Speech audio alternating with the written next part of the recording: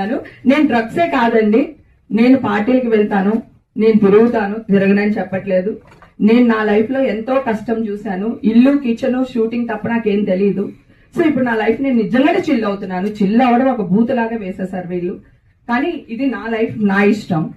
కానీ చట్ట విరుద్ధ పనులు నేను ఏదీ చేయలేదు. ఇప్పుడు ఇక్కడే ఉన్నాను. కావాలంటే డ్రగ్స్ అలవాటు అయితే ఇంక జీవితాంతం అలవాటే కదండి, లేకపోతే గవర్నమెంట్ ఎందుకు యాక్షన్ తీసుకుంటది కదా. ఇప్పుడు కూడా నేను ఇక్కడ రెడీగా ఉన్నాను. మీరు ఎవరన్నా నాకు టెస్టులు చేస్తానంటే చేపించండి. చేసి ఉండుంటే ఈ రోజు న్యాయం ఇంకొకలా జరుగుండేదేమో నా పక్షాన. నేను చచ్చిపోదాం అనుకున్నాను తెలుసా. మా అమ్మ నన్ను బతికిచ్చింది. ఈ రోజు మా అమ్మ లేదు. కానీ ఈ గుడ్ న్యూస్ అయితే అమ్మ వినింది. కానీ మీలో వచ్చింది మా అమ్మ వినలేదు. ఓకే, సో మా అమ్మలైతే నేను చచ్చిపోయేదాన్ని. చచ్చిపోతే మీరు అందరూ ఎలా న్యూస్ చేసేవాళ్ళు చెప్పండి.